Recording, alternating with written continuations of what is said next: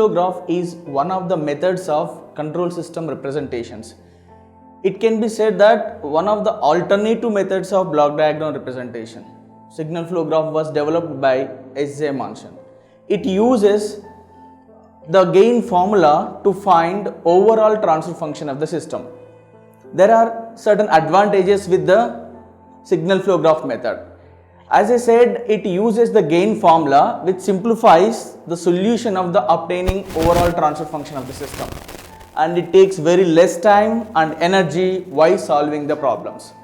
In each step in block diagram, we need to draw the block diagram, whereas in signal flow graph, you need not draw the signal flow graph every time. It uses the formula. By using formula, you can find out easily the transfer function of the system.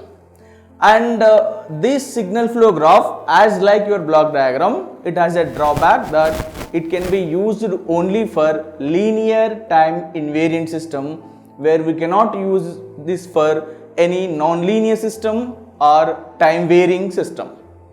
Now, we'll take one example and see some of the definitions of signal flow graph. Now, take this signal flow graph. In this signal flow graph, we have many blocks which are represented as transmittances, and we have input node and output node. We'll see what are these all and how can you define different variables in signal flow graph. What are the basic elements of signal flow graph? The basic element of signal flow graph are branch. You can see this here. We have branch, and for this branch we have one gain. That gain is G. Gain is also called transmittance, and each branch has two nodes. So let us say here it is x1, x2. These two are the two nodes, and G is the transmittance. Branch, transmittance, nodes. These are the basic elements of signal flow graph. Or signal flow graph, see what are the different definitions we can take, or what are the terminology generally we use in signal flow graph.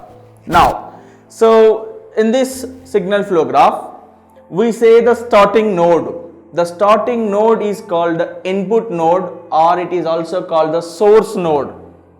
How can you define the input node? Input node has only outgoing branches. So whenever you have all outgoing branches, it can be said it is input node. Similarly, the last node we have, which is called output node or sync node. So for this sync node, we will find only incoming branches to that particular node.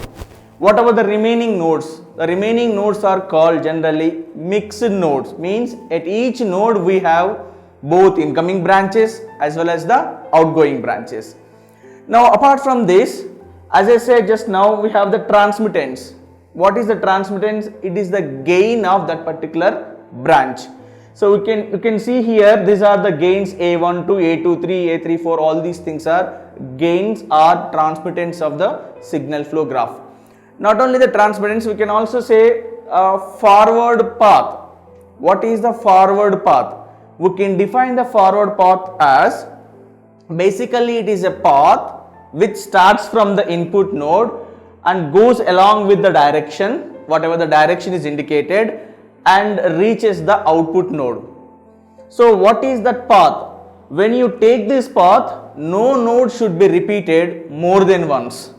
That is a constraint in forward path. You should start from the input node, you should reach the output node without any node repeating more than once, which is called forward path.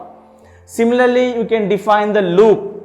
What is a loop? Loop means we should start at one point, we should come back to the same point.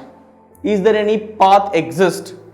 Let us say I am starting here and going along with the direction. I am trying to search for the return path. If you are able to come back, that is called loop. We can have any number of loops in a given signal flow graph. Now, what is a self loop? Self loop is nothing but a loop, but it has got only one and only node. For example, in this we have here, this is the self loop. So a starting node and ending node is same, but we are representing as a loop and it has got its own transmittance.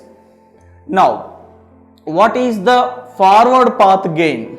We already seen the forward path. What is the forward path gain? Means the gain product of the entire path. Let us take, I am taking the path from R to C like this, and look at the path and multiply all the gains. So path gain is nothing but it is the product of all gains. We would say it is the gain product of the given forward path. Similarly, loop gain.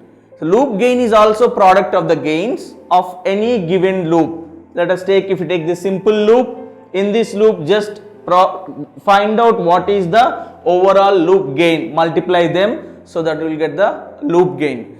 So not only the loop gain, we have non-touching loops. What do you mean by non-touching loops? If I have two loops, and when I say these two are non-touching each other, if they don't share any common node, right? So look at the nodes which are shared by these two loops. If they don't share any common node, it is the non-touching loop. If you find such two loops, it is called two non-touching loop. If you find three such loops, it is called three non-touching loop, and so on. So in a given signal flow graph, there can be 3, 4, 5, any number of non-touching loops for very highly complex modeled system.